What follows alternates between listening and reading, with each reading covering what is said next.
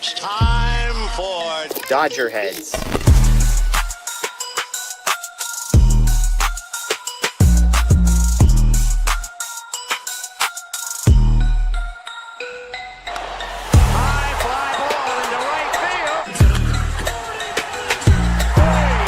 Dodgers have won it all in 2020. Ohtani, 50-50 club. Strikes him out. There's a drive. Ohtani. Freeman hits the ball. She is gone. Birthday party, Los Angeles. Your Dodgers have won the World Series. What is up, everybody? Welcome into DodgerHeads Live, presented by DodgerBlue.com, part of the Medium Large Sports Network. My name is Jeff Spiegel, joined tonight by Anthony Witrado. Bruce Kuntz will be joining us shortly as well, here to break down a highly disappointing Game 4 loss for the Dodgers, in which the bats go absolutely silent, and the Blue Jays have one big inning yet again en route to a 6-2 victory. As always, thanks to the folks joining us on Facebook, YouTube, Twitter, Apple, Spotify, and Google as podcasts after the fact. We appreciate you. Anthony, if you had concerns about the Dodgers offense coming into tonight, those concerns had gasoline dumped all over them, because this was not a good night for the guys in blue. It's panic time for the offense. It's a best of 3 series, and if they aren't good for 2 of those games, you're asking your starting pitching to be near perfect. Yeah. Like near perfect to the point that they were in game 1 and 2 against the Brewers. And that's just not a formula that you can always count on. Totally. Even if those guys are good, asking them to be legitimately nearly perfect is asking a whole lot.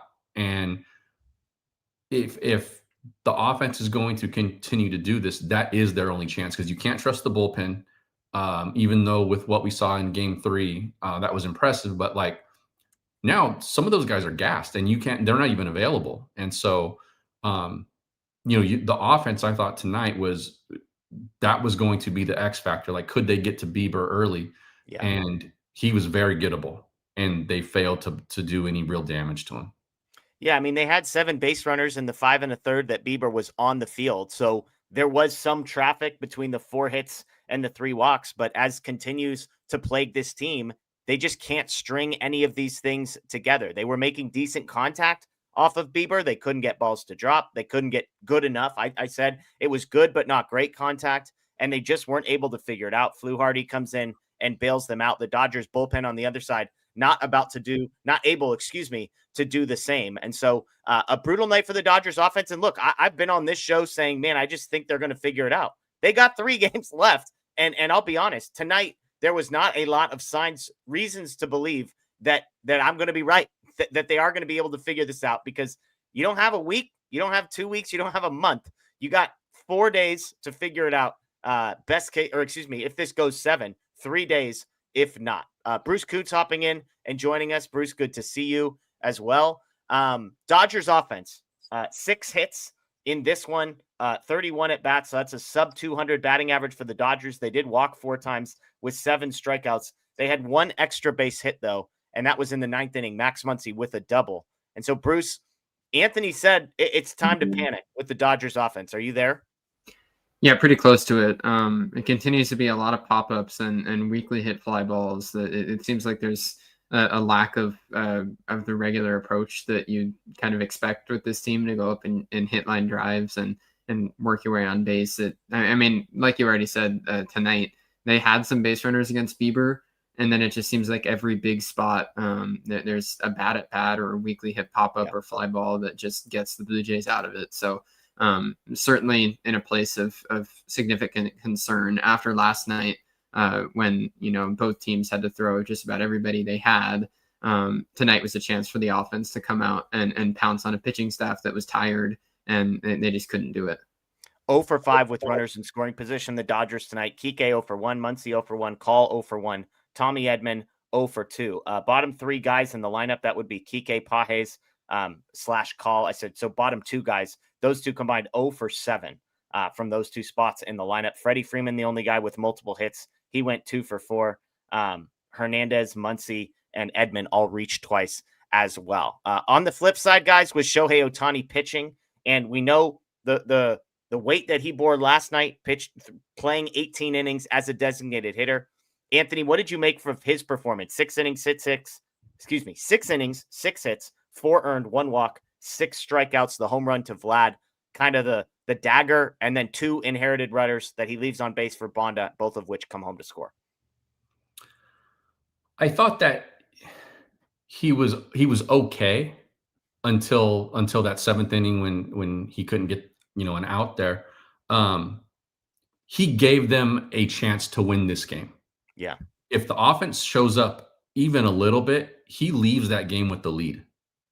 And so I thought that from what was asked of him, considering the circumstances and the context, that he was fine. The runs in the 7th get tagged to him. So the line looks a little uglier. But I thought through 6, he did his job, I thought. Yeah. And to be fair, he left runners on 2nd and 3rd with nobody out. So it's not like he didn't put deserve them in a bad spot. Yeah. But through 6, I thought he did his job fine. And I just think like it's safe to say with Ohtani that you had to adjust expectations for tonight, Bruce. Like I wasn't expecting him to come pitch 7 shutout. The fact that he got through 6 with 2 earned was incredibly impressive.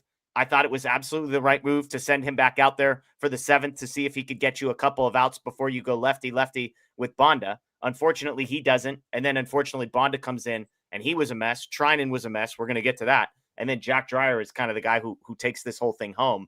But what did you make of Ohtani's performance? Kind of looking at, his overall 93 pitches. Again, given what he went through yesterday, he gets a 33% whiff rate. So 15 whiffs on 46 swings, 14 called strikes. So, I mean, the underlying stuff is good. It's the mistake to Vladdy that gets hung. And then it's, 2 base runners at the end of a tired night.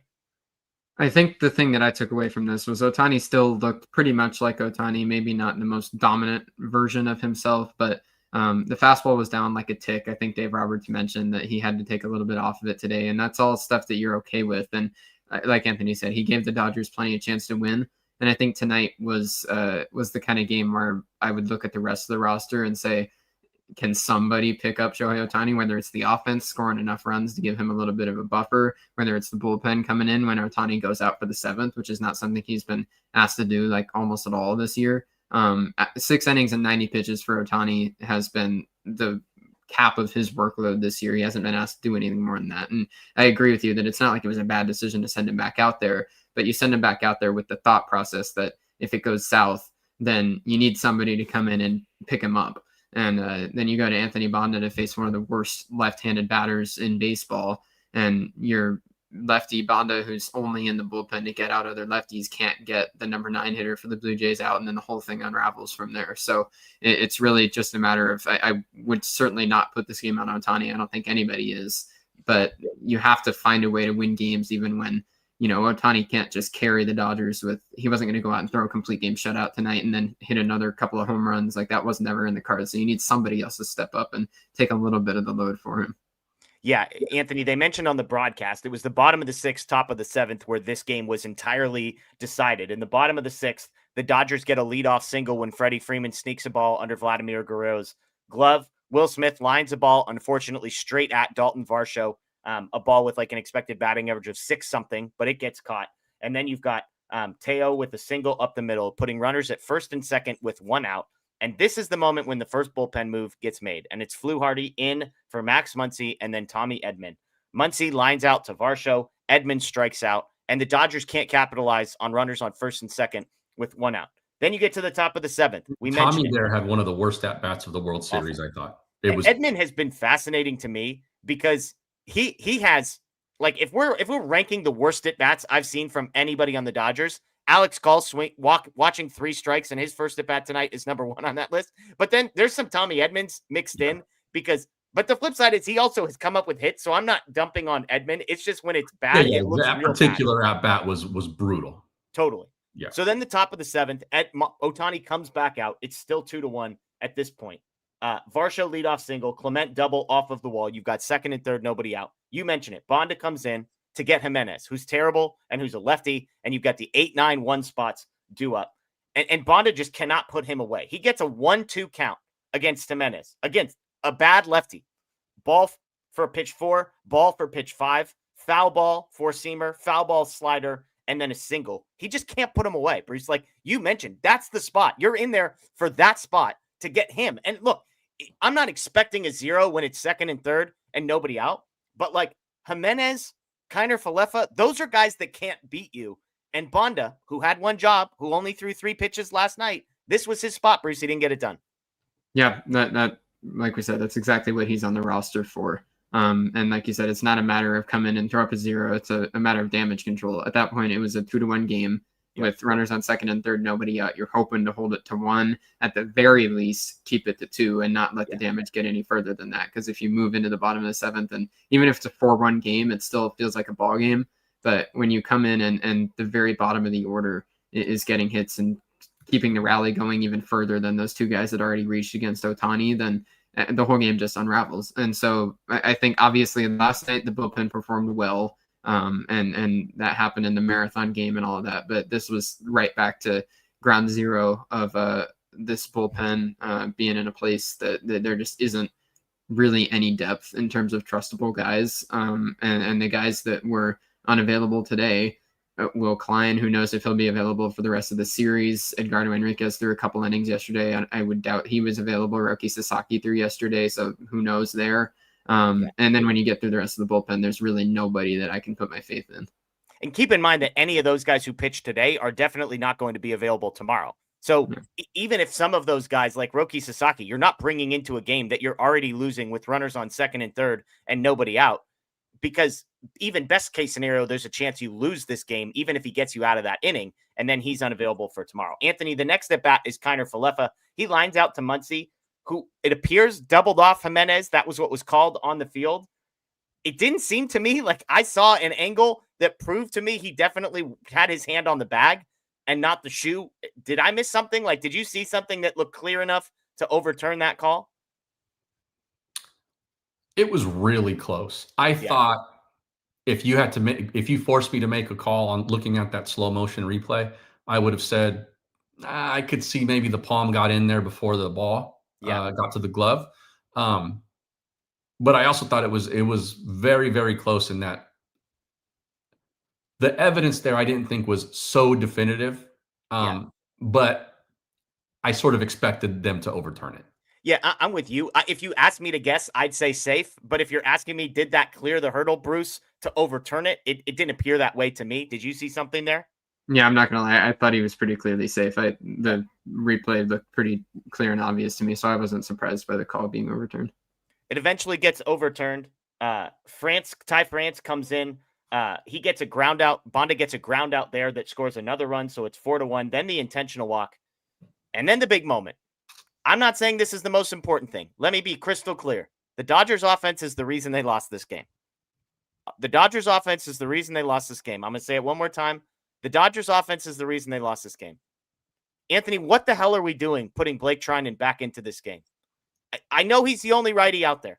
I know it's a righty coming up. I know all of these things. Give me Jack Dreyer. I don't care that he's a lefty. I genuinely don't care that he's a lefty. Blake Treinen cannot be trusted. Now at this point in the World Series, after it's a single for Bichette, a single to Barger, and then a lineout, he has allowed 5 hits to 7 batters that he has faced in the World Series. 12 of 25 have reached against him in the postseason. What are we doing, Anthony? Dipping back into that well repeatedly when you know the water is poison. It's crazy. Is just completely stupid. Yeah. It's stupid. Give me Kershaw. Give me Dreyer. Those were the other 2 options, presumably. I don't know if Kershaw was technically available, but literally Treinen should have been mop-up man tonight, not come into a spot where you need one more out. You read off some of those numbers and like just anecdotally in a 1 game sample size, like you look at what he did last night. He came in with the bases empty and 2 outs. He just needed to get 1 out. He proceeded to give up a run without giving up a home run. Crazy. That's pretty bad. And they go back to him tonight in leverage. It has to stop. It has to stop. And I understand that you're limited with right-handed options, even when before last night's game, but you cannot keep going to him at this point. He is killing you. He cannot consistently get outs. And even when you give him the most advantageous of situations for him, he gets into trouble. Yeah. It just felt to me, Bruce, again, where it's like, oh, we need to go righty here. It's like, hold on, pause. What if your righty sucks? What if he can't get anybody out? What if nobody swings and misses at any of his pitches? Give me the lefty. Like, again, I know the numbers, righty. I know all these things. I'm sure that guy matches lefties if I go look at his numbers. You know who else he matches? Blake Treinen right now, because everybody matches Blake Treinen right now, Bruce. And I'm saying this is the guy that defended Treinen for so long and just believed. But like, Dave, me and you, buddy, we were the same a week ago. At some point, you got to see enough of these bad outings in a row and be like, maybe the magic has left. It's really hard. I think it's a rock and a hard place kind of situation where I don't know. I don't think that you really have another choice. I don't think you can go to Dreyer or a lefty there and face Bo Bichette, because if that goes wrong, then that possibly looks even worse in terms of you're going to a terrible matchup and just hoping it works out. But I also agree with you guys that I don't want Blake Treinen throwing a big situation ever again. So it's a matter of there was not a good option. And they went to the option that they were hoping would work. Bo Bichette's a guy that chases. If Treinen comes in and just maybe executes the sliders down and away a little better, but instead he hangs one and it gets hit. So Blake Treinen's really looking terrible right now, and so I don't want it to be misconstrued what I'm saying here as being that I like Treinen in that situation by any stretch of the imagination. I just think it's back to my feeling in this bullpen that there just is not any sort of plethora of options. You've got Roki Sasaki that I feel solid about.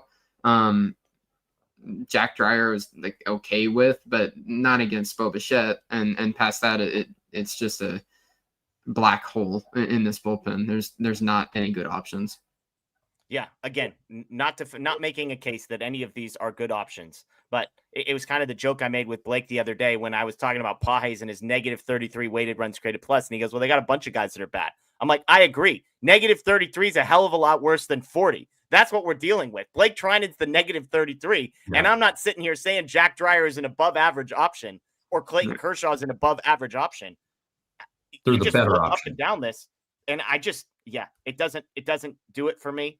For what it's worth in 2025, Bo Bichette has an 891 OPS against lefties and an 825 OPS against righties. So to your point, he's better against lefties, but man, 66 point different. I'll take my chances with anybody else. And to your point, like, well, it looks bad if they go to Dreyer. Like, I know you're not saying Dave is making decisions based off that. I actually don't think it could have looked worse than going to Treinen in that spot and not working. Like, I think this was optically the worst thing. And that's how it played out, Anthony. If you would have polled the stadium at that point, like they would have thrown a live poll up and said, get on your phone and you check the box on who you think should be the next guy to come in. And the choices were Treinen and Dreyer. Yeah. Dreyer would have won like 80-20. Yeah.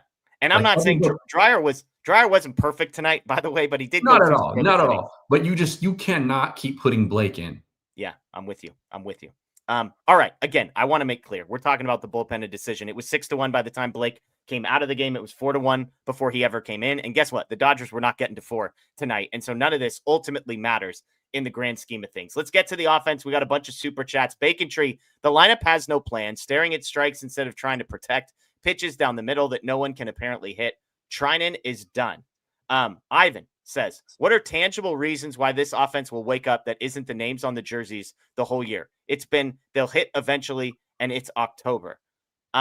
Talk to me about what you're seeing, Bruce, with the Dodgers offense, because it's a mess. It isn't working. We all know that. We can all see that. Yes, it's 2-2 in the World Series. Let's not lose perspective on that piece of things. We're not losing in the World Series, but the offense, something has got to change. What needs to change? It's hard to nail down because, like Ivan just said there, like we've all continued to say, like there's no shortage of talent. And I think that there's certain nights that everybody shows that it seems like they're back, but it just doesn't seem like it ever has lined up with everybody throughout this entire postseason. They're individually good games, individually good moments, but there just have not been very many complete games from the offense this postseason. There's a lack of execution at bats. We saw it last night when There were chances to win that game, and it just continued to go because they couldn't make a productive out to save their lives. So I think that, it's not a satisfying answer. I don't know exactly what it is. There's a lack of the regular approach. The move the line mentality doesn't seem to be there. But I know they're thinking it. So I really don't think that it's not like the Dodgers don't know how to score runs. They're just not going up there and executing. And I think that's what it comes down to is there's just a lack of execution, especially in the biggest spots with runners in scoring position. When you have a chance to come through and extend a rally, it just doesn't seem like they're ever getting that big hit. Yeah. Joseph says, pathetic offense. Everyone except Shohei, Freddie, and Will should be ashamed. It's also frustrating to see Toronto grind every at bat and then watch our approach. The breakout isn't happening. Anthony, do you have any hope, faith, belief, optimism, reason to believe that the Dodgers are going to be able to get to 5 or 6 runs twice in the next 3? I don't. Okay. We've been talking about this for since August, probably, of yes, we believe the back of the baseball card will eventually bubble up and get to where it needs to be. And which is normally, for teams like this, normally that prediction hits at some point. And honestly, in the guys we've talked about, it has. Mookie turned it around in the second half. Mookie did, Max did, even Teo started to come around a bit. But as a whole, I think this offense has just been sort of lackluster. Yeah. And you'll see signs of it here and there. They started off the playoffs hot. That you saw what they did to the Reds, and then it's just been a shutdown since then. And it was crazy because they went 9-1, right, in the DS and the CS. But it wasn't like they were winning games 9-2. It didn't look like that. They were grinding out every win, and even wins that ended up 5-1 or something like that. Like, the offense would be have a big crooked number in one inning or something like that, and then kind of go to sleep after that. In this series, they have faced pretty mid pitching.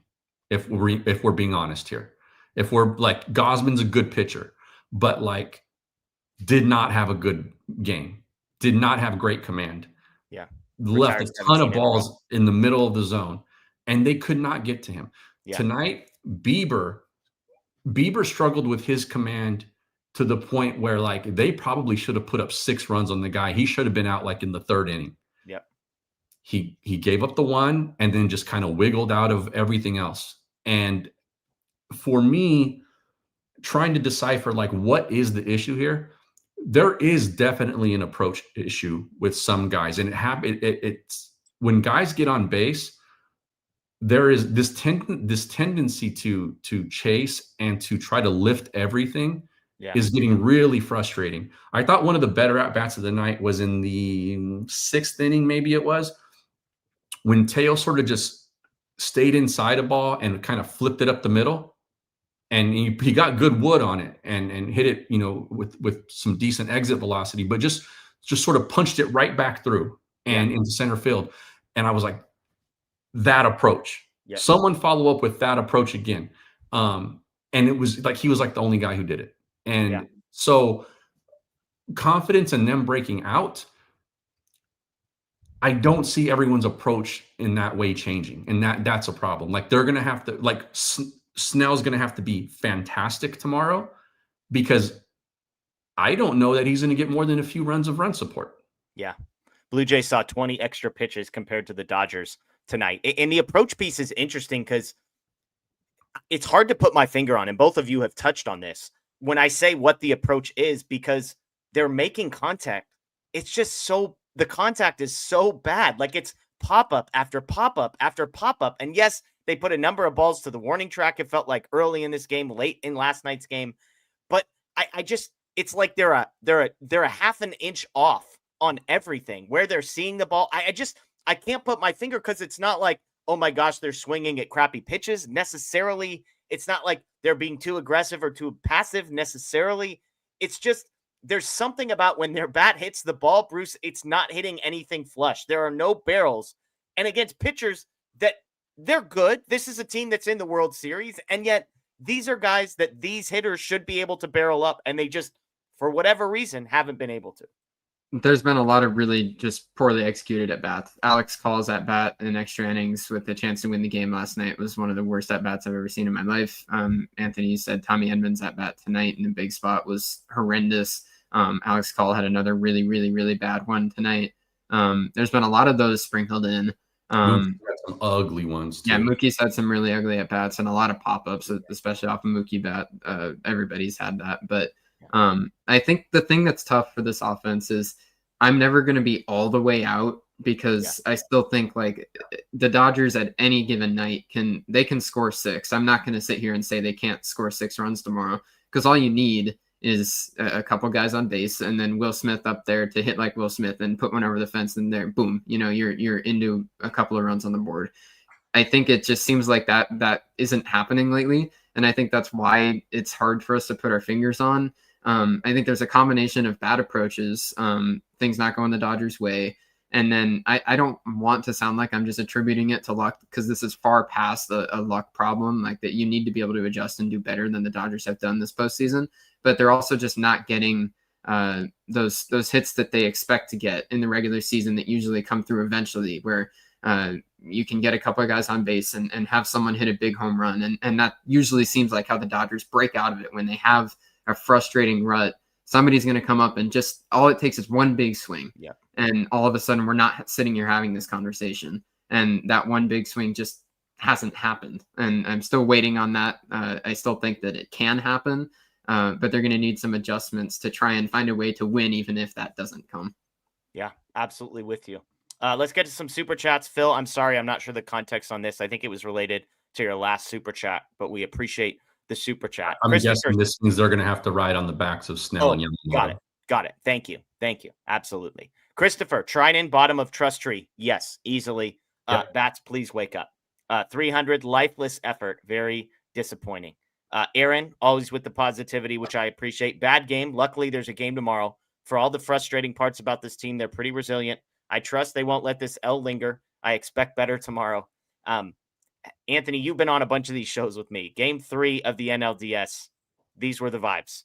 Game 2 of the World Series, these were the vibes, right? Like it's, game 1 of the World Series, these were the vibes. It just felt like, oh, this is it. Like they just can't. This is just every time it feels like this team, some dirt starts to get poured onto the grave. I think what Aaron is saying is they seem to be able to find something and squeeze one out, even if it's not pretty the next time. And that's possible. I like this. Darren said, give us your stupid list from yesterday, Jeff. We want it. Stay tuned. Maybe I'll get to my 13 things on the stupid list from last night. It was positive vibes only last night. I like this, Darren. Remind me at the end. We'll get to the stupid list. Jay Teaser, maybe this is cosmic karma for Treinen and LAD. The Dodgers not speaking for or against ice. Mark Walter having investments. Those are your beliefs, your thoughts. You are welcome to share them. We are going to steer clear of that and stick to baseball here. Phil, the bats need to get going, but why the bleep does Roberts keep pitching Treinen in high leverage moments? If we win the World Series, it's basically going to be on the backs of Snell and Treinen in games 5 and 6. This is the view. This is what I posted, Anthony, on social media. It's a best of 3. I know the emotions right now make it feel like that is insurmountable. Like this offense, there's no way they're going to hit enough. I hear it all. And I'm going to share in a little bit why I think maybe we need to calm down about the Blue Jays offense, but that's another conversation. This is the argument. It's Snell and Yamamoto, by the way. This is the super chat where he was saying it's Snell and Yamamoto. On the backs of Snell and Yamamoto and Glass now and maybe Ohtani out of relief. Like that, Anthony, is the roadmap to victory. It's not, oh my gosh, the offense is so close, they're going to score 12 tomorrow. They might. Unlikely, but they might. The key is, can they get 3? And can Dodgers starting pitching make that enough? That's the roadmap to victory for me. Yeah. And that sounds crazy, but it's possible. Snell, fully rested. Yamamoto, game 6, fully rested. Glass now in game 7, fully rested. Those 3 guys are good enough to carry this team to victory. That's the roadmap. I'm not saying it's going to happen, but that's the roadmap to me, is pitching. And it was the roadmap we said going into the last day of November when that wild card series started. We knew that was the way. They gave us some fool's gold with how they hit against the Reds. But we said when the playoffs started, because the offense was not good going into the postseason. And so and the bullpen obviously was a huge question mark. And we were like, it's going to be on the backs of the rotation if they do this. And to this point, they've done their job. I mean, even Ohtani, like I said, until he got into the plus part of 6+, had done his job. And it fell apart in the 7th inning. But we all know this offense is capable of just exploding and putting up a big number in a game, right? They can score 8, 9, 10 runs. There's no confidence that they're going to do it. It's if it happens in the next 3 games, it's going to be kind of out of nowhere where you don't really see it coming. But I'm with that super chat. I think that Snell's going to have to be great and Yamamoto's going to have to be great. I do not want to see a game 7 in this series. That very much does scare me. And we keep saying it because it's true, but it almost now is starting to ring hollow because you have to score at least a couple of runs probably to win. But on paper, the starting pitching advantage is like drastically toward the Dodgers in these next 2 games. Yeah. None of the guys they're going to face a second time worry me. They got to Savage. They just couldn't deliver the knockout blow. They got to Gossman eventually, even if he retired 17 in a row at one point. Like and he was dancing. Like, he was stepping on every little pebble to avoid the lava that whole outing. Yeah. Mr. Kirk says Jay's approach seems better. No relying on slug, nightly ace performance, bigger margin for error. This sucks. I want to float a theory. And this is going to surprise nobody who knows how optimistic I am about the Dodgers. Bruce, are we sure this Blue Jays offense is as good as everybody's making them out to be? And here's what I mean. Anthony, you said something earlier about the Dodgers offense, and you said it seems like they get one crooked inning and then it's pretty meh after that. Yeah. Are we sure we weren't describing the Blue Jays offense in this series? Because let me run you through how the Blue Jays scored their runs. They scored 11 runs in game 1. They scored 2 runs in the 4th, 9 runs in the 6th. They went 3 for 5 with runners in scoring position. Game 2, 9 innings, 1 run, 1 for 4 with runners in scoring position. Game 3, 18 innings, 5 runs, 4 in the 4th. 2 of them were unearned. 1 in the 7th. They went 2 for 12 with runners in scoring position. Tonight, 6 runs, 2 in the 3rd, 4 in the 7th, 3 for 11 with runners in scoring position. Out of 44 innings of baseball that have been played, they have scored in 7 of those innings. Now, they scored 9 in 1 of those innings. They scored 4 in 2 of those innings. And again, 1 of the 4s was half unearned. I'm not saying this group is worse than the Dodgers. Let me make this abundantly clear. But Bruce, to me, the penciling in of, oh my gosh, the massive advantage that the Blue Jays offense has over the Dodgers, I understand they've scored more runs. I understand that. And if you look at the 9 they scored in game 1, guess what? Those count. Those count just as much as if they had scored 1 run in 9 straight innings. All I'm saying is it feels like one crooked number and then a bunch of meh to me, Bruce. Yeah, the Toronto offense hasn't felt like an unstoppable powerhouse by any stretch. I think when heading into the series, it was a weighing of Dodgers starting pitching versus Blue Jays offense of both like the best you can get and who's going to win out. Like I'm taking the Dodgers starting pitching in terms of which group that I have more confidence to perform.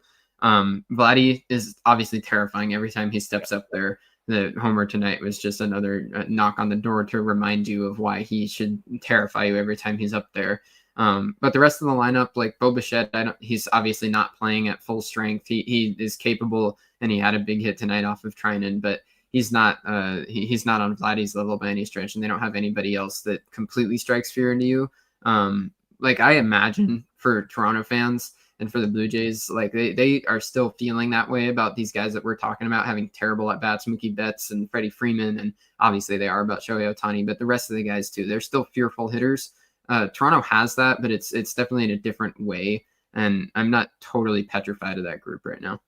Anthony, is there any belief in what I was just saying that, yes, again, I want to make clear, they are playing better than the Dodgers offense, but if the Dodgers offense is an F right now, like I don't think the Blue Jays are some A+ juggernaut coming through the door. It's like a C- in my book.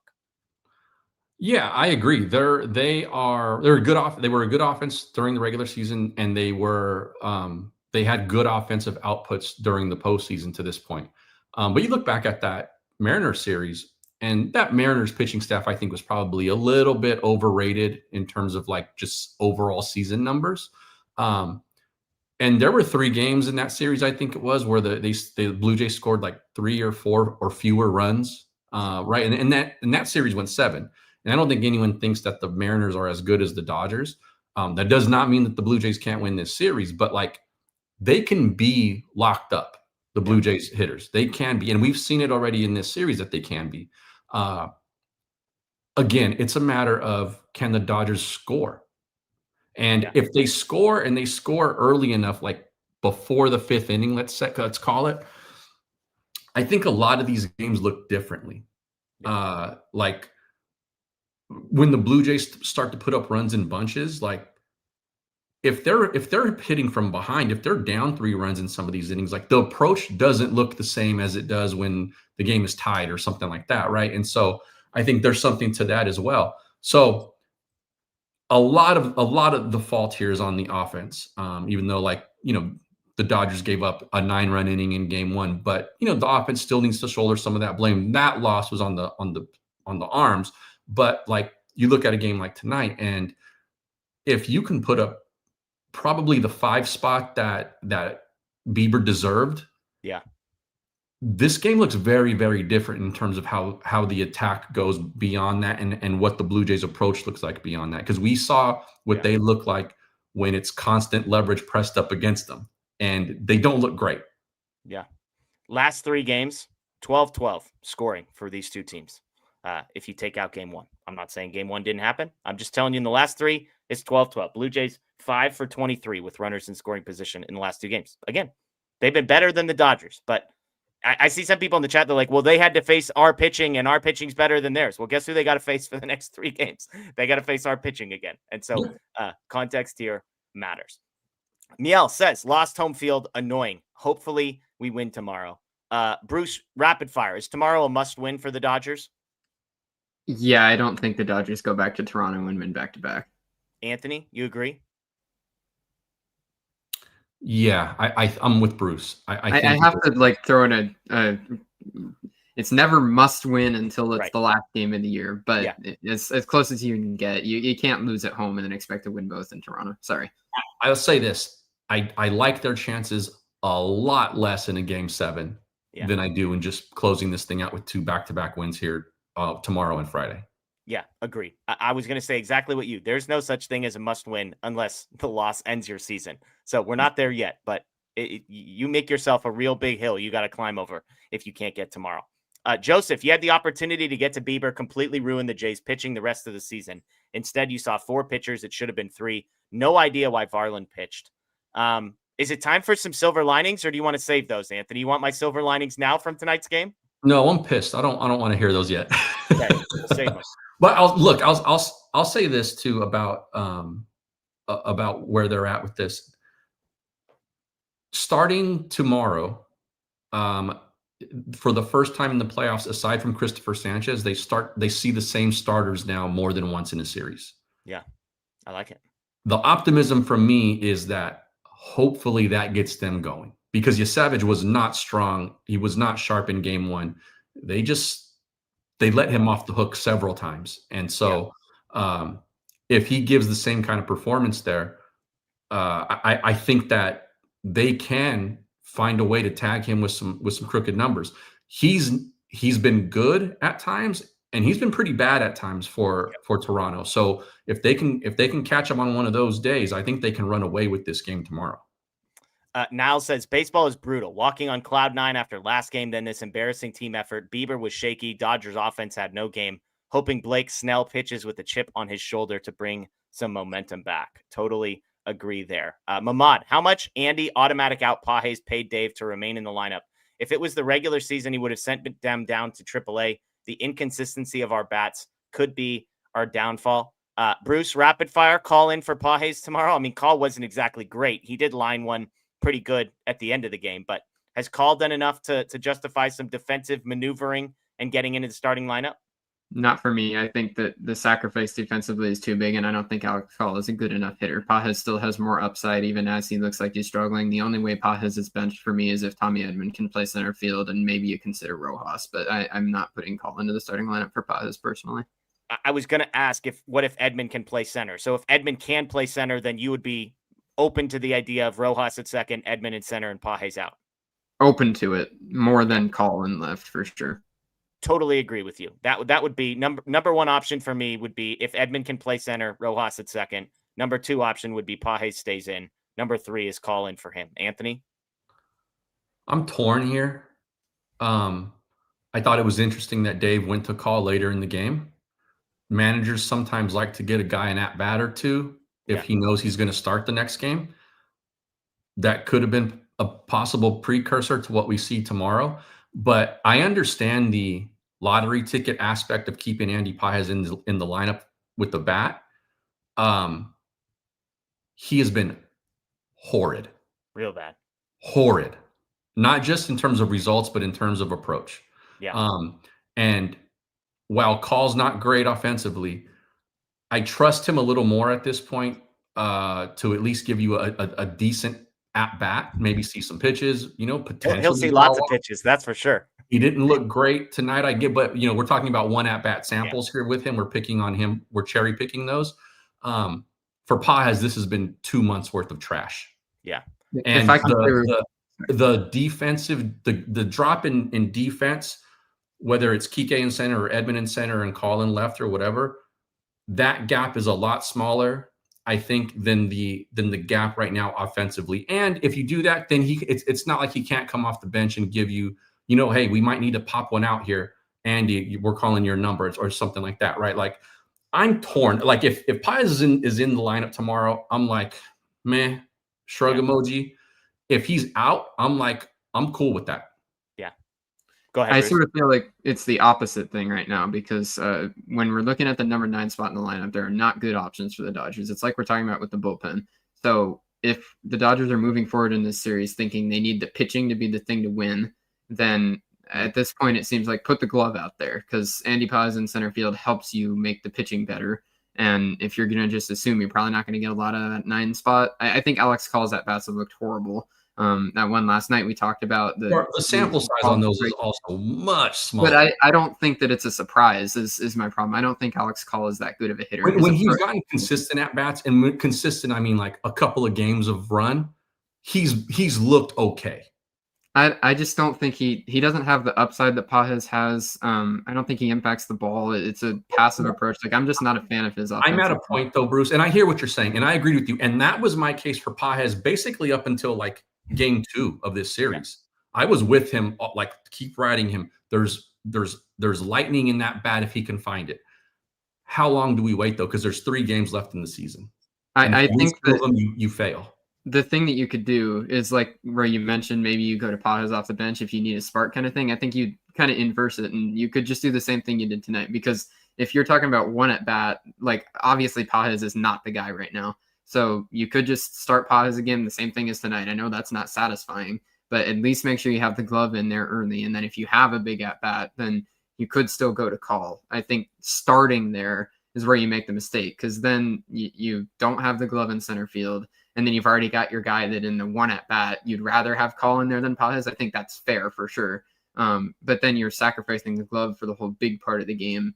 And you could still just put in Call when you need that at bat later on. And like I said, I know that's not satisfying because it's the same thing they did tonight and that didn't work, but that doesn't necessarily mean that it's the wrong order of things. Anthony, if you could choose ignoring positions, because Tommy Edman, let's say he's available, would you rather have Rojas or Call in the lineup?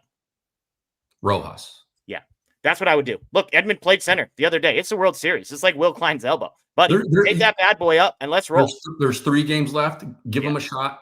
Off day after. With some tape and throw him out there. I just wonder how much the ankle affects his range. Like how bad of a center fielder are we talking? Edmonds obviously normally good out there, but I just don't know what his range is. I don't even know if the Dodgers do, so it's tough to evaluate. That's what painkillers are for, baby. Let's go. Jonathan, on a positive note, the Dodgers will have more payroll in 26 because the Varland curve that Kike struck out on was low enough to strike oil under the ravine. Also, Anthony is right. Dodgers all went to hit 8-run home runs. I would want to hit an 8-run home run as well. That sounds fun. P. Lee, I'm starting to think Treinen has dirt on Roberts. They finally cut the cord with Conforto and Scott. Can we, by the way, Conforto, I mean, would be nice right now, right? Like we'd sign up for that tomorrow. Just saying. They finally cut the cord with Conforto and Scott, but Treinen has more lives than a cat. He could blow a 10-run lead and Roberts will still go back to him next game. Hopefully not. Hopefully we don't find out if that's true in the next couple of days. Mixmaster Mike, I think it's too late for the offense to turn it around. Better hope Snell and Yamamoto become 0-1 Randy Johnson and Kurt Schilling to win this. within the range of possibilities. That's the good news. They can Mike. be. Yep. Ram Lakers, the offense has been a major problem since July. So disappointing. If we can't score, the bullpen is a moot point. Real quick on the bullpen, like they have guys that are going to be available tomorrow that I feel okay about. I know the bullpen wasn't good tonight, and Bonda's kind of been a mess, and Dreyer ended up getting outs. Treinen sucks, but like you're telling me tomorrow if we need 9 outs and I've got Sheehan and Robleski and obviously Roki Sasaki available, like I feel better about my bullpen tomorrow because of what I saw yesterday, Anthony. Like, I know we had to watch today, and I have been not super thrilled with Bonda for a while now, and his ERA, by the way, in the postseason is worse than Treinen's, in case you were curious. And that's with inherited runners that he's allowed to score on the Grand Slam and the 2 that he let in tonight. So Bonda's been a mess. Tomorrow, they've got their dudes. It's Robo, it's Enriquez, it's Sheehan, and it's Sasaki. So I don't hate the bullpen tomorrow, Anthony. I don't, based on yesterday, but there was a reason why we were so iffy on them before the 18-inning game. And it just scares me that if they really do have to lean on them a second time like that, what could happen? Let's just hope Snell can cut this thing down where they only need to go and get 6 outs or something like that. And Roki can go get all 6, baby. Tumble that splitter. Daniel says, let Kim play second with Tommy in center field. I know people think I hate Ha-Seong Kim. I'll put it this way. If he didn't come into the 18-inning game, I'm skeptical he will be in the starting lineup tomorrow. I'll leave it at that. ADK. This makes Klein's performance even that much more important. It kept Yoshi out of game 3. He's going to have to throw another gem. Thanks, gents. Absolutely right on that one. Jay Teaser, stop blaming the bullpen. The offense scored 2. I don't know how many times I could say that it was the offense's fault, but I'll say it again. The Dodgers lost because their offense sucked tonight. Ravens Moreland, playoff Kike is dead. We were talking about some bad at-bats. Kike, yeah. I still believe there's hope that he's going to find one, but holy smokes, he has been not good for a while now. Cole, this team is failing to work at bats. Didn't allow Ohtani to rest at all between innings. This is the offense we have seen all year. That's an interesting point by Cole, and I think a good one that Ohtani could have used a little bit of extra breathing room tonight and did not get it from his offense. They didn't do him any favors. They haven't done their starters any favors in that respect for most of the series. Yeah. Cole, what percent does Treinen get in games 5, 6, and 7? I say 100%. I assume you mean usage. I'm going 0%. I think Treinen's done. We never see him again. Bruce, agree or disagree? I think he gets in at some point simply because of a lack of options. I hope that Will Klein can pitch again, but I feel like that's unlikely. If he can pitch in game 7, then maybe they can get through without Treinen, but it's going to be hard to paint a right-handed roadmap without Treinen in there somewhere, unfortunately. Don't need righties, baby. Throw lefties. Robo can throw heat. Let's roll. Anthony, over under 0.5 appearances for Blake Treinen in the rest of the series. Over. I think we see him. I'm out. Miel, with this offense, I don't think we're going back-to-back. That's not the spirit we need here, Miel. Laura, crossing fingers, Snell has a complete game or 8 innings minimum. I think 7. I think we're okay if we get 7 from Blake tomorrow. Cy, bad offense. Thank God we won yesterday. Must win tomorrow.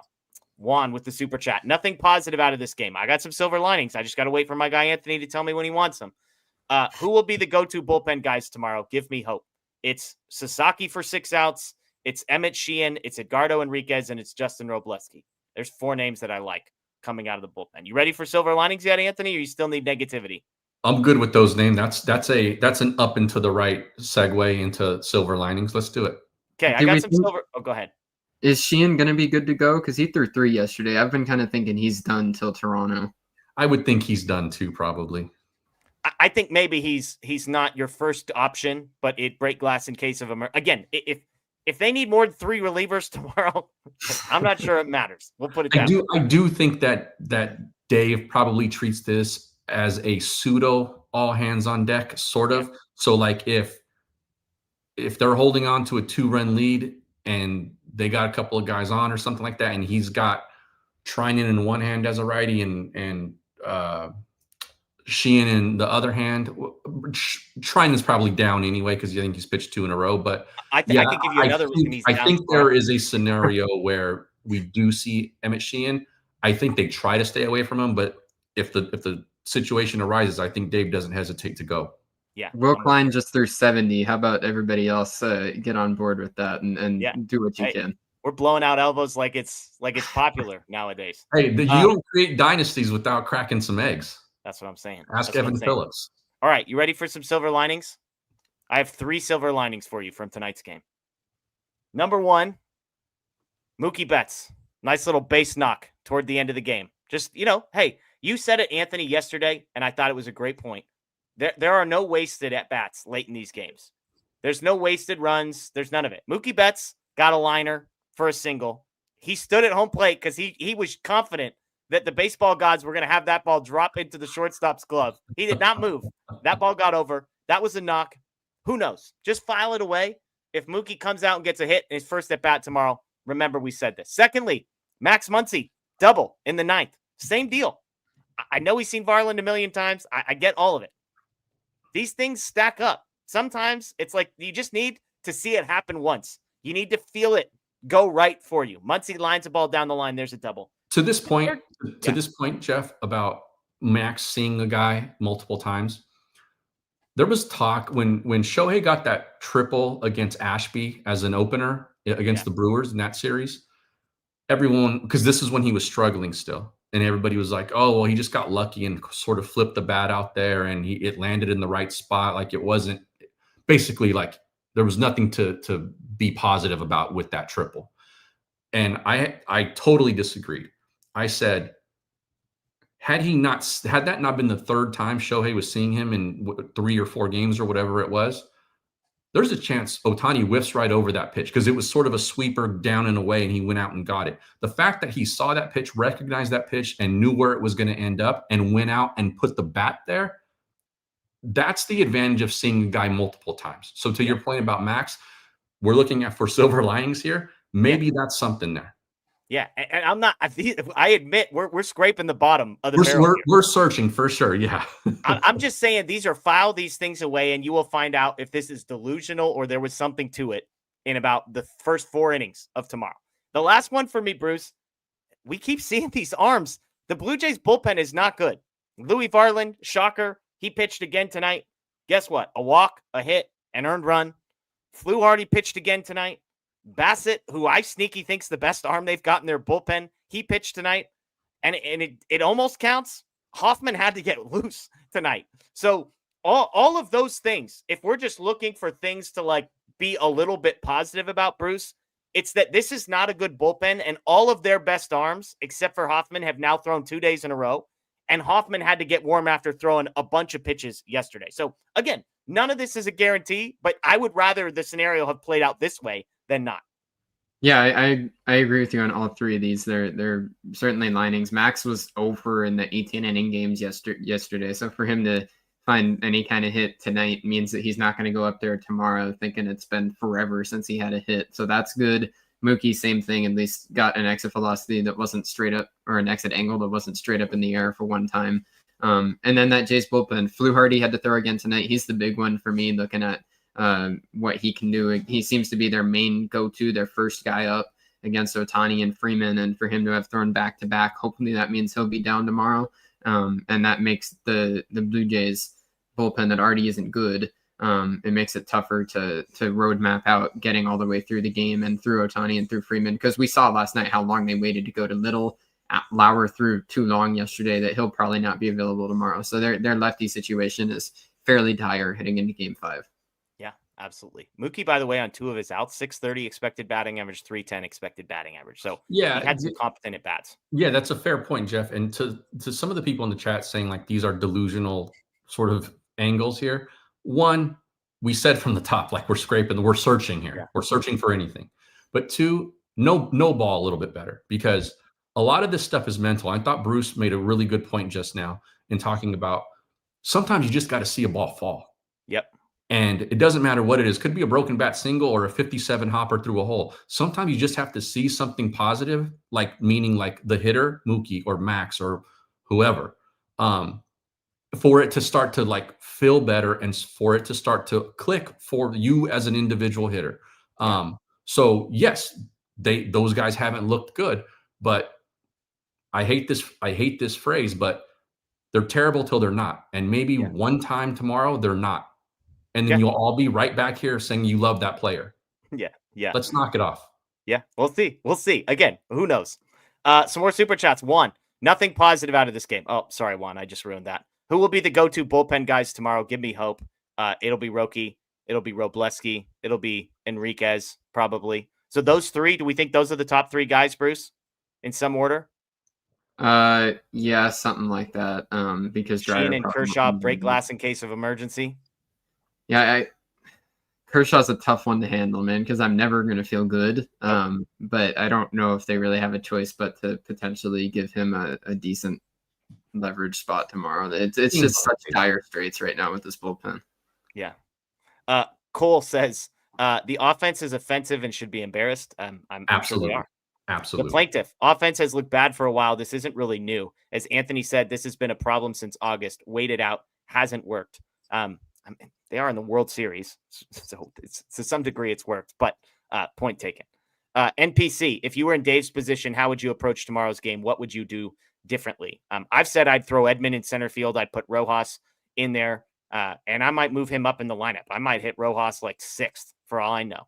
Like I think that Kike, Edman, crew ain't doing it for me right now. I wouldn't mind seeing Edman hit in the 9-hole, right? Yeah. You lose Pages, put in Rojas, drop Edman. I'd be okay with that. Just shake things up because right now we keep seeing the same lineup being rolled out, and they've gotten nothing out of them. Yeah. Brian G with the super chat, we appreciate it. Shelly, being positive here is to lots of hits and runs. Here is to lots of hits and runs and great pitching tomorrow. Go Dodgers. The plaintiff, Bieber looked terrible in the first 4 innings. A competent offense would have tagged him with 7+ runs. Instead, all we got is a sac fly. Hey, you know what? Be thankful for the sac fly. All right, because it could have been worse. Could have been a 0. I'm just kidding. Mickey says, you'd think the Dodgers would have taken longer at bats to at least give Ohtani a minute to catch his breath. Again, that's a great point. They did that also in game 1 to Snell. Like Snell wasn't sharp anyway, but they did not do him any favors. There were some quick innings that were like, it felt like the guy sat down, looked at the iPad for 10 seconds and had to get back up. Yeah.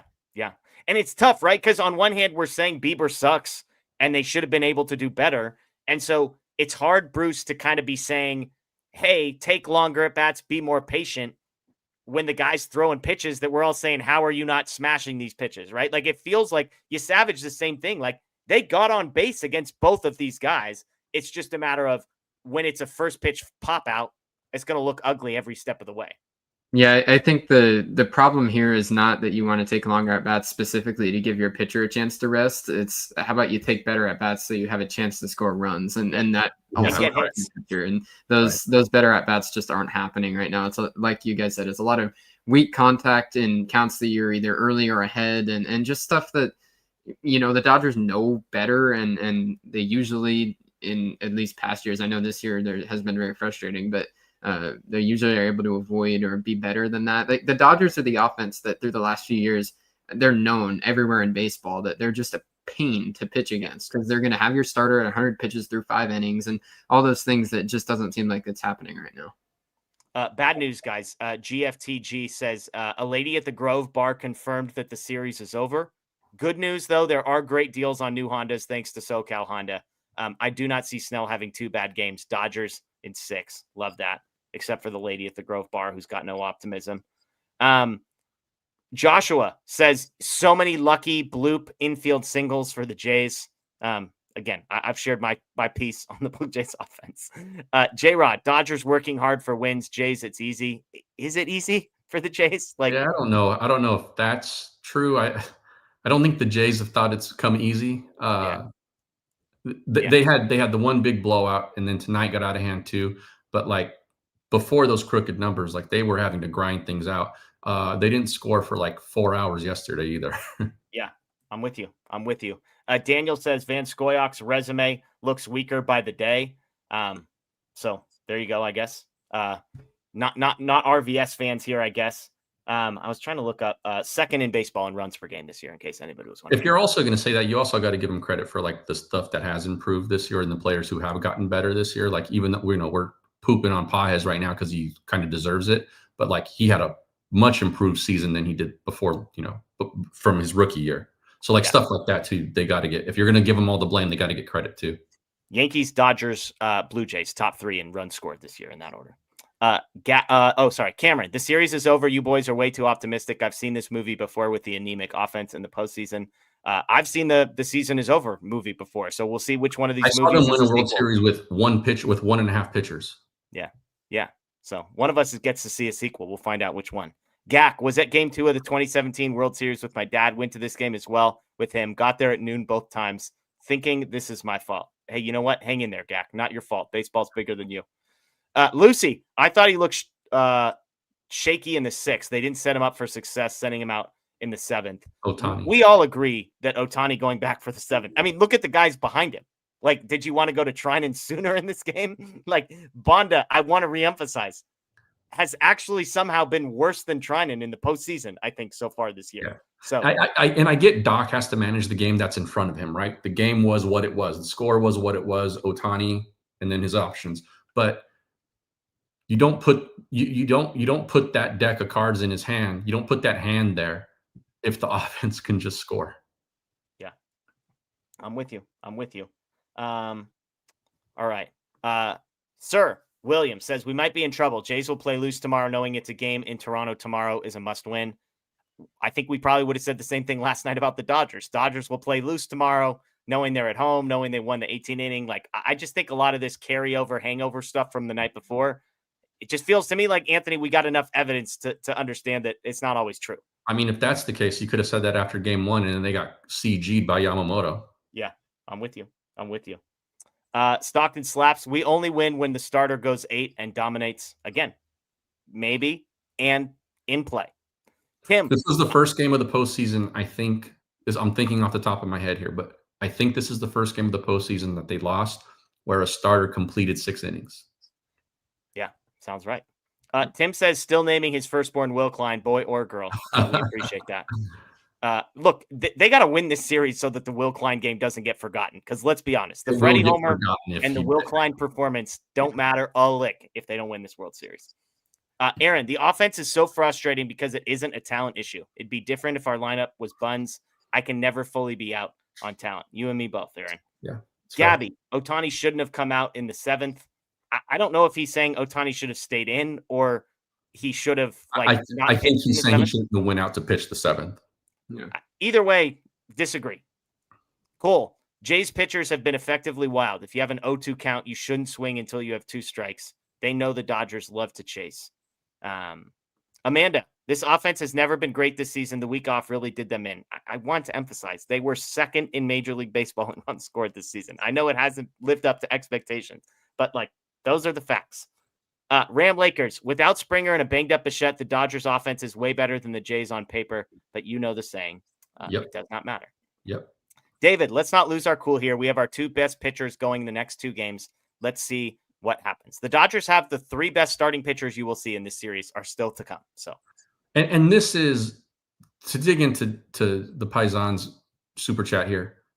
This is the roadmap that we laid out before. Like we hoped that the offense would figure it out. We hoped that they could find 3 or 4 arms that they could rely on out of the bullpen. But we always knew that this was the way. Like, I know we can't do downvotes here, but I was getting downvoted like crazy in the chats when I was saying, like, getting toward the end of September, yes, I still believe this team can get to the point that they're at right now, 2 wins away from a World Series title, because the starting pitching is healthy. Yep. This is still the way. Like, the other parts of the team, the other parts of the roster have not come and stepped up the way we were hoping they would, and they're still here because of the starting rotation. This is the same thing, Bruce, we heard going into the NLCS. The offense isn't good enough. It doesn't matter. It's the same thing we heard going into the World Series. The offense isn't good enough. It doesn't matter. They swept the NLCS. They're 2-2 in the World Series. Like, I understand the offense is not good, but to say it's not good enough is just simply ignoring history of where the Dodgers are currently seated. It is 2-2 in the World Series. They didn't get swept, folks. They got just as much a chance. I bet if I go right now, the Dodgers are the favorites to win the World Series right now. And yes, I'm not saying because the offense is awesome and you're all wrong. I'm saying they don't need the offense to be an A+.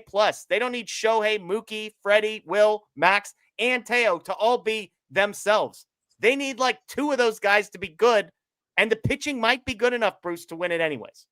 The thing that's crazy is after game one, my whole concern with this team and where they were at was what will the Dodgers look like when the starter doesn't go out and give a fantastic outing? And Blake Snell wasn't himself in game one. They got killed.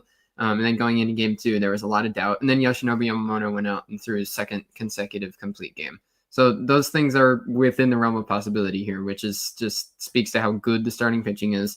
Ultimately, I think that you're a little crazy if you aren't leaning Dodgers. Not to say the Dodgers will win this series, but in a best of three moving forward with Snell, Yamamoto, Glasnow as the three starters for the Dodgers, you have to lean Dodgers. It's the same thing as for those first two in Toronto. You hope that you can go there and win both. You want to win. You want to split those two, and you're okay with it. Same thing coming home. You hope you can win all three at home. If you win 2 of 3, you're okay with it. I think the Dodgers just need to go out, win the game tomorrow, and then you go back to Toronto with the ball back in your court. And I feel very similarly right now to how I felt after game one of, that wasn't motivating tonight by any stretch, but it's nowhere near over. And the Dodgers have a chance to go out tomorrow and put all these concerns to bed again. Yeah. I also think that, like, from what I watched and from what I read and from what I saw, the most popular prediction of this series was Dodgers in 6. This is kind of how you get there. Like, you're going to have a couple of clunkers where everyone feels bad about it. You can't do it in 6 unless you lose a couple. Yeah. And there's no such thing as a World Series loss that feels good. So that's where we're at. Not at all. Anybody want to guess? You think the Blue Jays streams felt good after losing that game last night? Because I can tell you they did, and I went and watched them all this morning. I love it.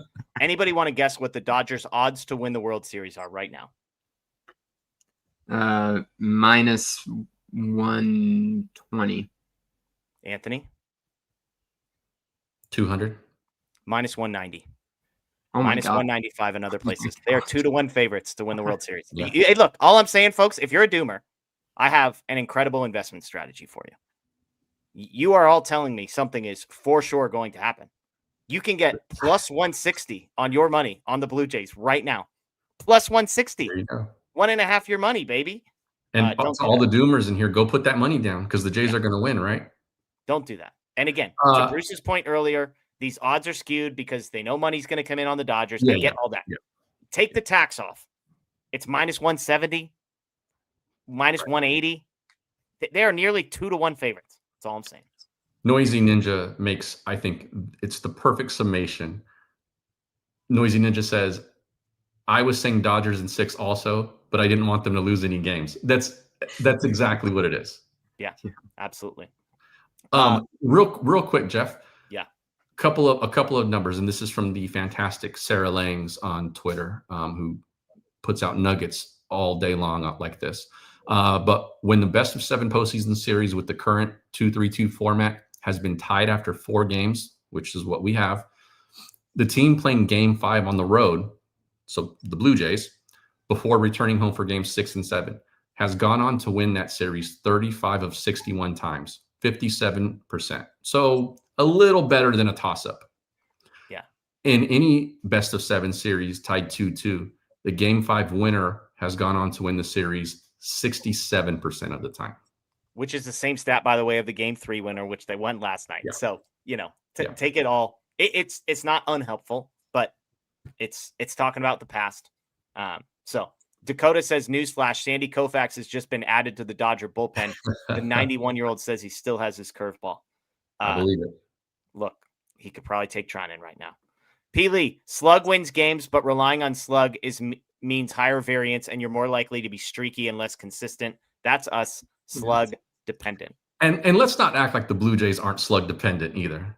Yeah. Right? Like, they're not winning with 5 singles an inning. Yeah. Can I throw something in here too? Because I don't want to sound like I'm picking on this comment, because this is a very common thing that's being said everywhere. But I think when you talk about, like, the Dodgers aren't winning because they're not slugging, to me, it sort of sounds like saying the Dodgers aren't scoring runs because they're not scoring runs. Slugging is a very big part of scoring runs. So, Of course, they're not scoring runs when they're not slugging. And especially in the postseason, there's so many numbers that show this. Hitting home runs is how you win in the postseason. It's very hard to win games without hitting home runs in the postseason. And that's a separate thing from saying approach-wise, Sure, if you go up there and you swing out of your butt every single time, then it's probably you're not going to hit those home runs. That doesn't mean hitting home runs is a bad thing, or having the goal of hitting home runs is a bad thing. You just have to get there a different way. But it's still, hitting home runs is how you win games in the postseason. I know that everybody likes to think that having rallies is a much easier thing, but we're sitting here talking about how the Dodgers just can't seem to get that big hit. They strand so many runners in scoring position, all these things. You know, the easy way to score runs that doesn't need a big hit with runners on base and all those things, just hit home runs, and then you have runs on the board anyway. So it's a tough thing. It's like a what came first kind of question, but the Dodgers will win more postseason games if they hit home runs. So it's not a bad thing for them to hope to hit home runs. I don't know if that makes any sense, but hitting home runs is a good thing. Favorite, Bruce. Yeah, feeling it. I like it. The runner on second says, I'm late, Doc. Stop playing Blake Treinen and Andy Pages if you want to win. Gabriel, Ohtani shouldn't have pitched the 7th. We've talked about it again. It's like the Sheehan thing the other night. I would love to know the name. Well, it was game 1, right, Anthony? Everyone was mad they went to Sheehan instead of who? Were you? Oh, that was Blake that was on with me. It was Treinen. That was the guy everybody wanted. Like, again, understand, I'm willing to accept Ohtani wasn't at his best in the 7th. Somebody said, when you find a name that was available tonight that you liked more than Shohei Ohtani at that point, I'm all ears. You will not find it. To this point about the bullpen, Ohtani says that he will now prepare to be available to pitch in relief for the remaining games. So yeah, there you go. Him available on game 6, after game 6, by the way, in game 6, excuse me, is equivalent to what Yamamoto was prepared to do yesterday. Yes. For context. Yeah. So there you go. Except for Ohtani has no more starts in his future. So you got no risk. That's exactly what I was going to say. Yeah. Yeah. Stage 1 says DL Treinen and bring in Tanner Scott. Man, I imagine there's no way they can get away with Tanner Scott went away to get a BBL. I think that I love that. That's great. They wouldn't get away with Treinen to the IL. So that's all I got. Cole, how about batting Freddie behind Ohtani? You don't want the lefty. That's the problem. You need the righty to mix them up. Mark, after game 3, they just need to play 500 ball. It's absolutely right. Absolutely right. Topher, let's win tomorrow. I like this idea. Topher, you and me both, man. Also, I'm confident in a game 7 that would feature Glasnow, followed by Ohtani, followed by Roki. But let's get it done in 6. You get me excited with that roadmap in game number 7. I know. I just kind of got a little giddy there. Let's not get there. Start to believe again. Like, we could do that in game 6. How about we just Yamamoto to Ohtani to Roki in game 6, and we'll just call it good. Daniel, regarding RVS, how much credit should he get when you have this lineup? Approach has led to infinite pop-ups and rally killers, which falls on the coaching staff. Look, to me, this is the Ben Rortvedt versus Will Smith debate. And here's what I mean. You cherry pick whatever you want. Hey, don't give RVS credit because look at how good the lineup is. But then as soon as that lineup starts hitting pop-ups, it's RVS's fault. To me, it's all or nothing. Like, don't tell me the ERA that Ben Rortvedt has when he's behind the plate and then tell me, oh, it doesn't count when Will Smith is back there because fill in the blank. He's not calling pitches or whatever. I'm good with either argument as long as we stay consistent. If you want to tell me the lineup is so good that RVS gets no credit, fine. Guess what? It's Mookie Betts' fault that he stunk tonight.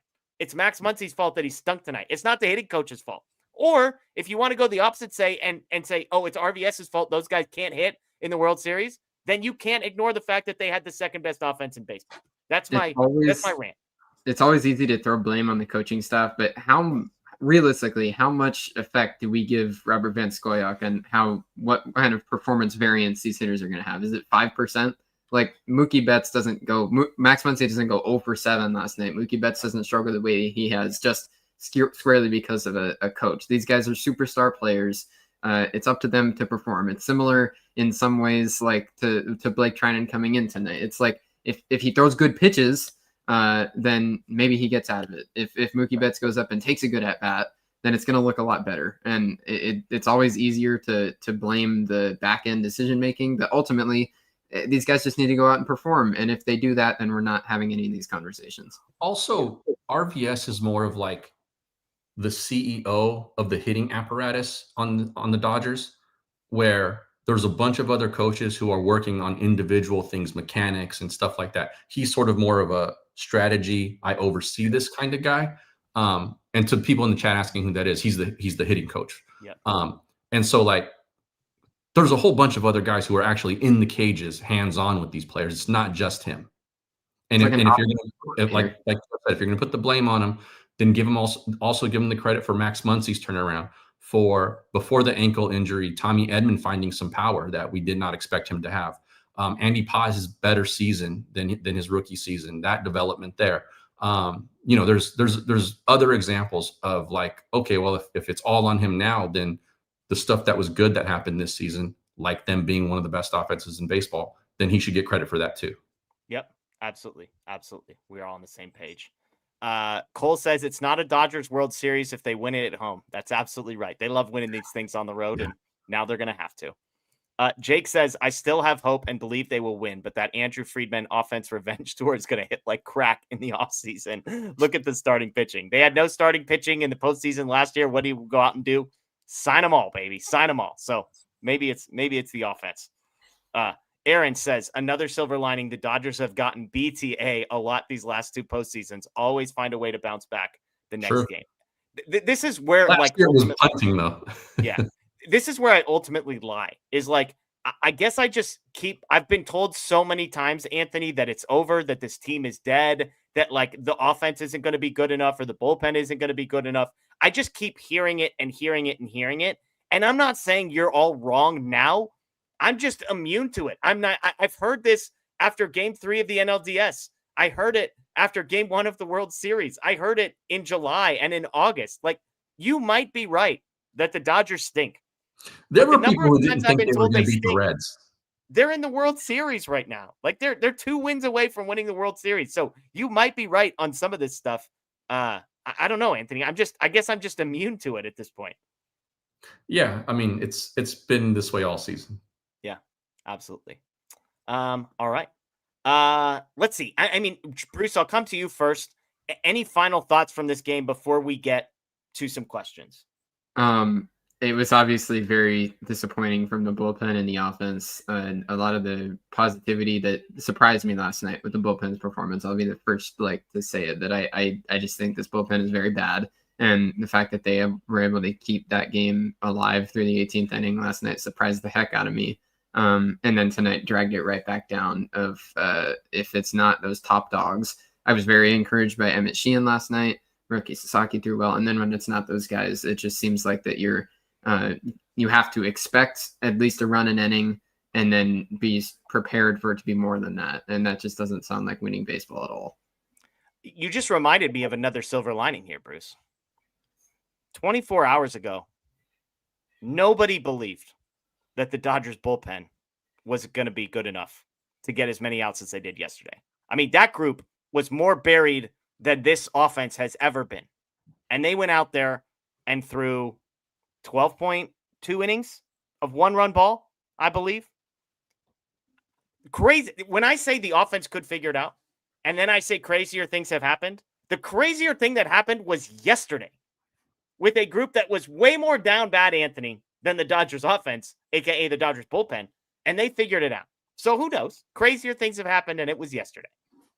Yeah. That's all I got. That's all I got. Darren C. says, is it too late to hear the stupid list? Do we want to hear the stupid list? This is it was positive vibes only last night, so I'm going to give Darren the stupid list. I appreciate the super chat. We said positive vibes only last night when we talked about game 3. I have a list of 11 stupid things the Dodgers did. Keep in mind, they won the game. That all of these events I'm about to tell you, they won this game. Okay, and this is in no particular order.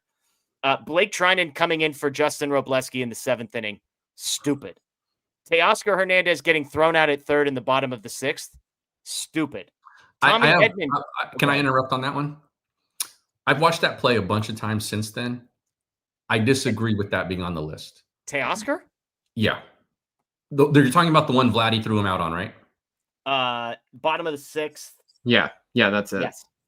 Yeah, I did not think that was a bad decision by him. It took an all-universe kind of play to get him, and it was still bang, bang.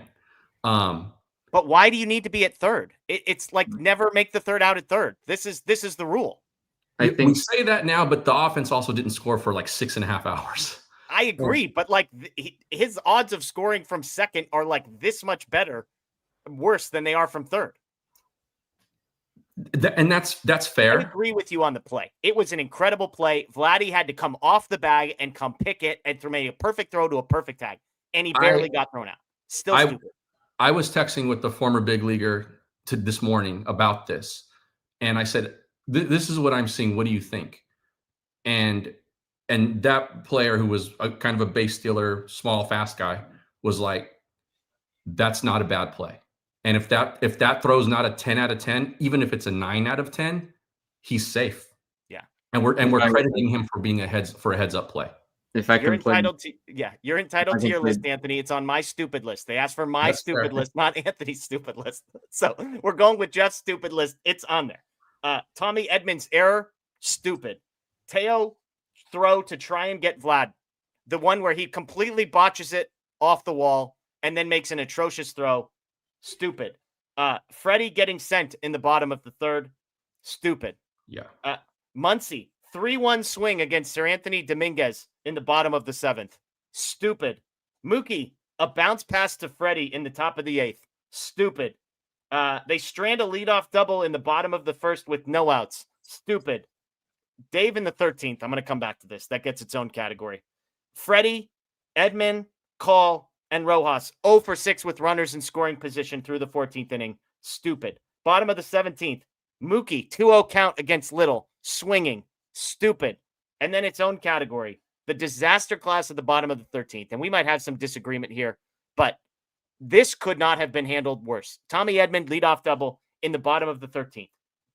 At this point, you've got Kike Hernandez, Andy Pages, and Shohei Ohtani due up with a runner on second. They substitute Rojas for Kike so that Rojas can sacrifice bunt. I hate it. Already awful. Yeah, it's already awful. I want 3 chances to single a guy in from second base. That's what I want. By the way, Ha-Seong Kim should be standing on second base at this point. Justin Dean should be standing on, especially if Tommy Edman's going to go play center field. I want Justin Dean or Ha-Seong Kim standing on second base, and then give me 3 guys with the swing to go get it. And I want those 3 guys to be Kike Hernandez first, Miguel Rojas hitting for Andy Pages second, and then give me Shohei Ohtani or whoever comes up next. Bruce, you disagree? Yeah, I think we've seen it a lot since the runner on second and extra innings got introduced. The way that teams manage it is if you're the home team needing 1 run, the best run expectancy play is to bunt that guy to third base. And the risk there is if you don't get the bunt down, but if you do get the bunt down, then your run expectancy in the inning goes up. And Miguel Rojas factor in Alex Call being one of the 2 at-bats you're getting with a runner at third? I think it does because Alex Call, his basically only purpose on this roster is to be able to go up there and make contact. And that is a situation that is designed for his strengths. And he just completely blew it. And I think that you have to factor in that the Dodgers should have won that game in that moment. There's no reason that they shouldn't have won that game. Alex Call just went up and had the worst at-bat of the season. And that needs to be not on setting up for that situation. I understand that, Blake, too. Or Bruce. That number you're citing there takes into account games that are played in the beginning of June on a Wednesday night when it just kind of doesn't matter versus what we were seeing last night. And I would rather have 3 bites at that apple to get a base hit than 2 shots to a sac fly or something. I hear that, but the problem is that we're talking about how the Dodgers have struggled so much to have an execution at bat. And if Alex Call couldn't go up there, that's why I thought Taylor Gamble was okay. If Alex Call couldn't go up there with a man on third and 1 out and have the execution at bat, what is there to make us think that Kike Hernandez hitting there could have got a fly ball to the right side or a ground ball to the right side and moved that guy up? If the Dodgers had no ability to at least create a productive out with the golden opportunity to do that, then what's to say that they could have? I mean, we're talking about how they struggled to have that big hit. They did what they needed to where they didn't even need the big hit. Yeah. Alex Call just needed to have a better at bat. So I didn't Bruce, real quick. Handled wrong. Alex Call just blew it. If I concede you, I'll concede you the bunt. And so you would take your chances with Alex Call up, a runner on third and 1 out. Alex Call and Freddie Freeman. Basically, those are your 2 at-bats. Freddie Freeman comes up with 2 outs if Call doesn't get the job done, instead of Kike, Rojas, and then Freddie as 3 chances to get a single. You would take Call and Freddie. Yes, because you have Call up there, like I said, in the spot that his profile is made for. Where were they at? No, you just need a productive at bat out of Call, and you win the game. If you don't get that, then we're right back to the position that you guys are talking about with the man on second, nobody out, where you just need a base hit, and you still have Freddie up there. From a run expectancy standpoint, that's your best chance to when you're in the 13th, 14th inning, whatever it was. You can't get that big hit. Put yourself in a situation where you don't even need the big hit. You just need a good at bat, and Alex Call completely blew it. Anthony, the point was that scenario. Ohtani and Mookie Betts both got intentionally walked in this scenario. In the actual game. That's right. Yes, so that's why I'm skipping ahead to Freddie. Yeah. And guess what, Bruce? I'm going to say the same thing to you I said to Anthony earlier. This is my stupid list. It's not your stupid list. Okay. You both are entitled to publishing your own stupid list wherever you would like to. I hated everything Dave did. I hated the Alex Call at bat. I hated Freddie Freeman, who, by the way, was 5 feet away from hitting a home run on that and almost bailing everybody out. But I thought it was like the 5 worst minutes I've seen from Dave in a game that was as stressful. So that's why it's on my stupid list. So there are your 11 stupid things the Dodgers did. And guess what? They still won because Klein and Freddie Freeman and Shohei Ohtani had absolute electric all-time games. So, all right, folks, let's get to some questions. All caps questions. We'll get to those. Maybe some food questions. Throw some stuff. We need some positive vibes in here. We need a palate cleanser, right? We need like one of those drinks they give you to cleanse the palate in between wine tasting. I don't like wine. I don't know what the palate cleanser is, but give us some of those. Okay, Matt, this is a palate cleanser. Trade Shohei while he has his arm and restock the farm. Matt, we appreciate the super chat. That's a great super chat. If I was creating a stupid list for tonight, Matt, I think this idea, which I refuse to believe is a serious suggestion, but if it were a serious suggestion and I were taking it seriously, this would be in the top 5 on my stupid list for tonight. So there we go. Geez Louise, some of these. Andy wants to know why they aren't using Casparius because he's not on the roster. That's one of the reasons why he's not being used in this series. Miguel, why does it feel like when the Dodgers offense is struggling, it's all in their heads and they're missing pitches? What spark does this offense need to get going? Couple singles, baby. Mookie Betts, Max Muncy, they're back. We're back tomorrow. That's what I got. Yeah, I wish that we knew and I wish that they knew because then it would be solved. Ren wants to know what's the percentage we win. I don't know if that's the World Series or everything, but Anthony, let's go World Series. I'll go with tomorrow. Once they win the World Series. I say if they play this game with these lineups and they simulate it 10 times, I think the Dodgers win 7 of those. So I think the win percentage chance tomorrow in my mind is about 70%. Okay. And odds they win the World Series as a whole? I don't know how that math works. Would that be 70% also? I would guess it's probably 65%, 60%. So okay. 6 out of 10 times that you simulate these next 3 games, the Dodgers win 2 of them. Okay. There you go. Bruce? I'm in the 55 to 60% range. Okay. Yeah, I'll go 61%, so I can be the most optimistic person on this. Let's see. Mr. Kirk said the tail play off the wall should have been a dead ball. It hit the sound guy's chair, wasn't called. Bad break. Favorite exotic fruit. They said this on the broadcast. That is not cool. Unless it is an intentional touch by somebody, they basically count as walls in the stadium. So yeah, it's like when the ball hits the umpire. Yeah. And by the way, Teo still should have played it better. I mean, just the whole thing was awful. Favorite exotic fruit? Anthony, you got a favorite exotic fruit? I don't know what qualifies as exotic here. Well, just say something and we'll make fun of you if it doesn't sound exotic enough. Yeah. I eat mangoes and pineapples. See? Okay, that's nice. I mean, I'll give you exotic on that, Bruce. Can I eat a fruit in a non-exotic fruit in a sort of exotic way? Oh, go ahead, say it. Do we need to? I love that. Hold on, this is a PG show, Bruce. I freeze my grapes. That's I don't know. You know what? When I met my wife, she was like the first person I saw who does that, and now we do it all the time. Like they're great. Yeah. I was going to say pineapple, Anthony, so I'm not going to make fun of your answer. I mean, it's Hawaiian. That feels exotic, right? Lychee is an answer that we're getting. That's good. Yeah. I had let me just double check this is It's good as a sake also. So when I lived in Singapore, this is a fun fact most people don't know. I lived in Singapore for 4 months during college, little study abroad session, and they had this stuff called soursop juice. I don't entirely. I looked it up to make sure soursop is in fact a fruit, and it is. It is the fruit of, I don't know, some type of tree here. That stuff's amazing. I'm pretty sure it's all just like sugar water with the little fruit mixed in, but soursop was legit. So there you go. Somebody can tell me if that's crazy. Biba asks, if exotic fruit grows where I live, does that make me exotic? We're not going to answer that question for you. I like this. Jay Teaser says, soursop is similar to something I've never heard of before. So I'll take your word on that both of these things are similar. All right. Let's see. P. Lee asked, did I try durian when I was in Singapore? Have you two heard of durian before? No. So durian is a fruit in Singapore that smells so bad, it is banned from public transportation. You cannot have this fruit and go. I've heard of this, yeah. And it is like the ultimate, you either like, some people are just totally repulsed by it and some people can eat it.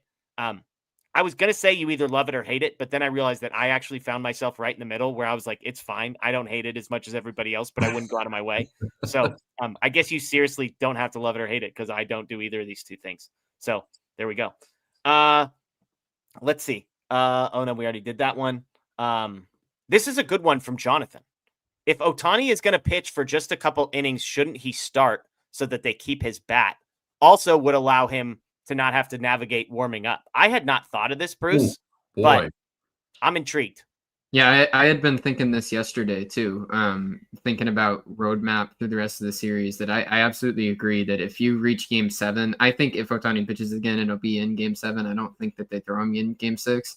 But if he pitches again in Game 7 and you know that you can get 1 to 2 innings out of Ohtani in that game, then I think it for sure, if Glasnow is comfortable pitching out of the bullpen, which he's already done once this postseason, I think it makes a lot of sense to have Ohtani start, get his innings out of the way, and then know that you're not going to run into any issues with the DH. Because as Jonathan said here, and we can clarify for the audience, if Ohtani comes in as a reliever and then leaves the game as the pitcher, then you're forfeiting the DH, and you obviously run into a lot of issues there. So you can't do that.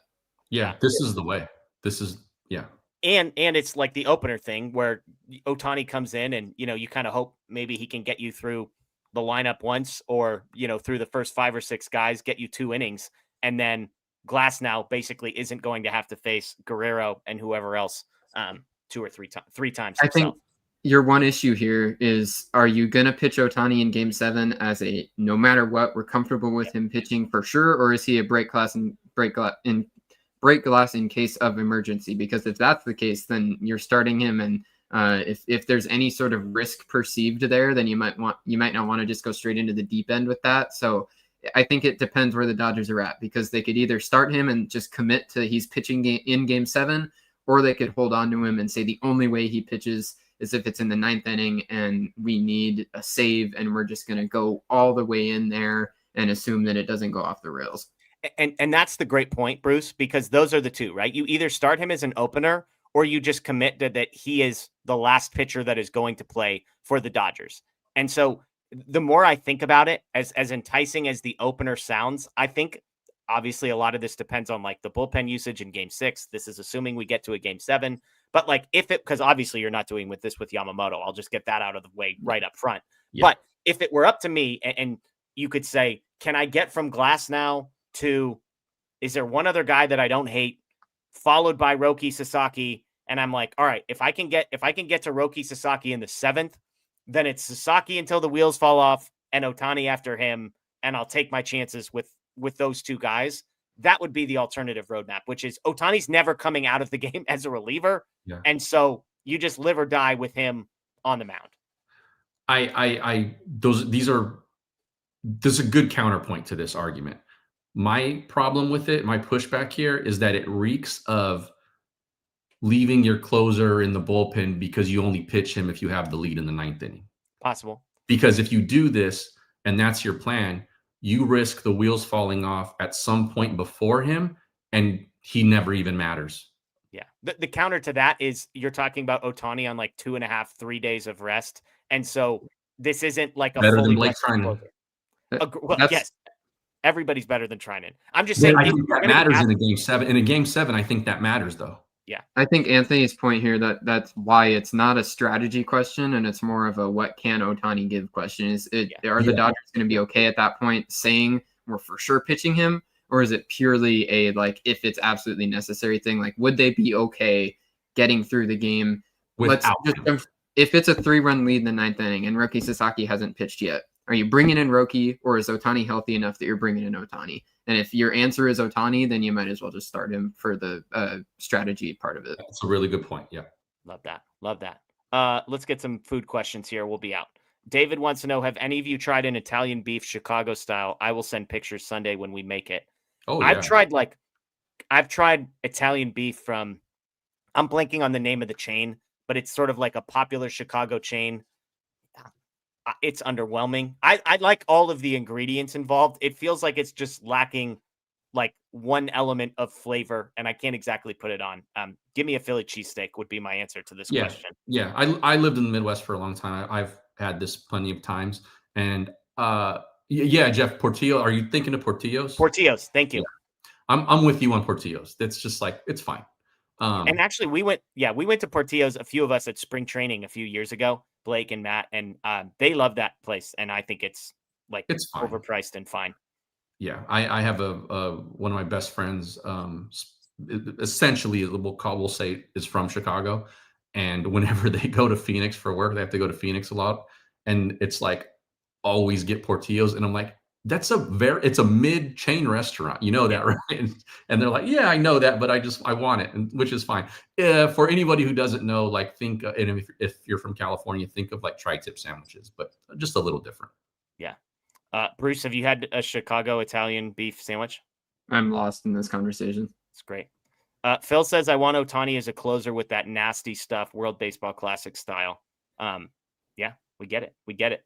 Peely, hypothetical. We win game 5. We lead game 6 with 1 run in the 9th, and Roki is unavailable. Ohtani for the last outs and go all in to win it all. Absolutely, for me. Yes. Yep. I don't know. This is, again, I think the same thing we're just talking about with game 7, where it's a matter of not strategy, but is it possible? And Ohtani is the guy that, like, Yamamoto could have pitched yesterday. I just don't know if Ohtani's your ultimate, like, risk. He had to be managed the entire season with plastic bubble wrap around him, and that's for very good reason. So I understand the idea of like go all in to win the World Series if you're that close, but in game 6 you still could have game 7, and pitching Ohtani on 2 days rest after he threw 90 pitches is a very huge risk for a guy that was already managed so carefully all year. I think though, Bruce, 1 run lead in game 6. Part of the reason he was bubble wrapped the way he was so that they could take that off in October. Yeah. And I'm not saying abuse him, but this particular situation, 3 outs away with the 1-run lead from closing out a World Series, this is a situation where you unwrap him. And if it doesn't go well, you have the game 7 to come back to and say, if this doesn't work and we risk it, then we play again tomorrow. I agree with you guys. That's why I'm saying I think that it's a matter of whether he can, not a matter of whether you want to. So if Ohtani says he can, and if the Dodger, not Dave Roberts, if the strength and conditioning and if the athletic trainers give the thumbs up and say he's not going to go out there and pull out his elbow, and you have that situation, then yes, I'm all in. Go. I got news for you. Ohtani's saying right now that he can. He's available. That's what I'm saying is don't ask Shohei Ohtani, don't ask Dave Roberts. Make sure that the people who know the body say that it's okay, because if he goes Anthony and I are experts. We're good. Rubber stamp. Doc Gio, I thought this was inappropriate, and then I remembered something. So why do the Dodgers keep swinging for the fences? They should be hitting for contact like the BJs. Blue Jays, everybody. Wow, Jeff. Where's your mind at? BJ's Pizza, the Chicago deep dish, that the controversial food takes, are the Dodgers frustrated that the BJ's Pizzeria defense is too good?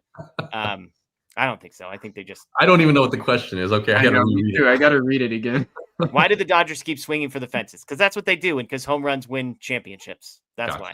Yeah. So I don't think it has to do with the defense. I think it's just this is the recipe for baseball in 2025, and when it doesn't go well, this is what it looks like. Yeah, and it's how the Dodgers built their roster. Yep, exactly. Alex wants to know, what did you guys have for dinner? I had nothing for dinner because these games stress me out, and 5 o'clock means I basically fast from lunch till dinner. So I've got like a quarter of a burrito downstairs from lunch that will be consumed here in just a little bit. El Pastor, in case anybody was wondering. Yeah, I'm with you. I had a few bites of, some chili fries, and I was just, I'm with you, Jeff. I can't. You I don't bites really of chili eat fries? We doing homemade chili fries over there? No, we had gotten them from a place. Wow, look at this guy. That's a bummer. Cold chili fries. Cold chili fries ain't gonna. Yeah, there's no leftovers there. Oh no, yeah, we're not. I'm not going back to those. They were there and they were fresh and hot, and I was kind of picking at it a little bit, but yeah, I can't watch a World Series game that my team's in and eat like that. The Dodgers World Series run is just my diet phase, so it's just like it's how I skip meals. Bruce, what'd you have for dinner?